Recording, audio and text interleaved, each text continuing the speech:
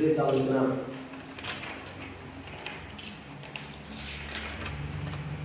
ನಾಮಕರಣ ದಲಿತ ಮಹಿಳೆ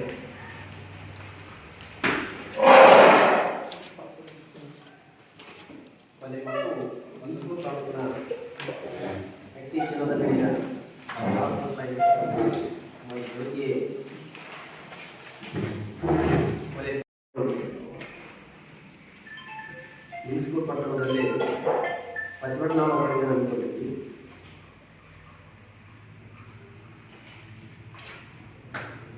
ಇವತ್ತು ರಾಜ್ಯಾದ್ಯಂತ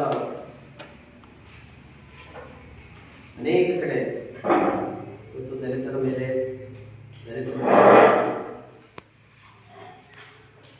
ಅತ್ಯಾಚಾರದ ಪ್ರಕರಣಗಳು ದಿನನಿತ್ಯವೇ ನಡೀತಾ ಇದ್ದಾವೆ.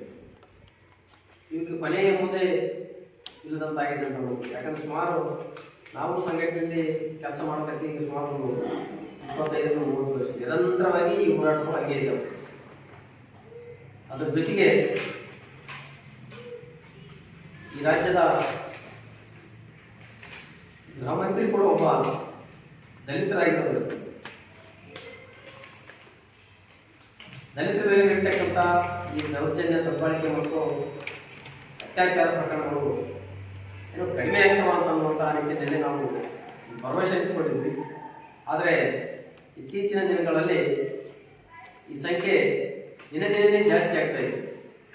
ಇವತ್ತು ಮರ್ಯಾದೆಗಳು ಹತ್ಯೆ ಪ್ರಕರಣಗಳು ಇದಕ್ಕಿಂತ ಪೂರ್ವದಲ್ಲಿ ನಾವು ಕಂಡುಕೊಂಡಾಗೆ ಹೆಚ್ಚಾನೆಚ್ಚು ಬಿಹಾರ ಮತ್ತು ಪಂಜಾಬ್ಗಳಲ್ಲಿ ಜಾಸ್ತಿ ಪ್ರಮಾಣದಲ್ಲಿ ನಡೀತಾ ಇದೆ.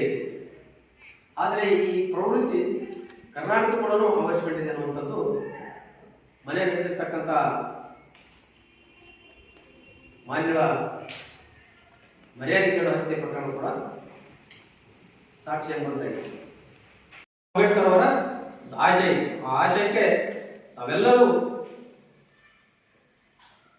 ಸಹಕಾರ ನೀಡುವುದರ ಜೊತೆಗೆ ಅಂತರ್ಜಾತೀಯ ವಿವಾಹ ಆಗೋದ್ರ ಮುಖಾಂತರ ಇವತ್ತು ತುಂಬಾ ಗರ್ಭಿಣಿ ಇವತ್ತು ಕೊಲೆಯಾದದ್ದನ್ನ ಅವರ ಕುಟುಂಬಕ್ಕೆ ಸರ್ಕಾರ ಸೂಕ್ತ ರಕ್ಷಣೆ ನೀಡಬೇಕು ಮತ್ತು ಕೊಲೆಗಾರರಾದಂಥ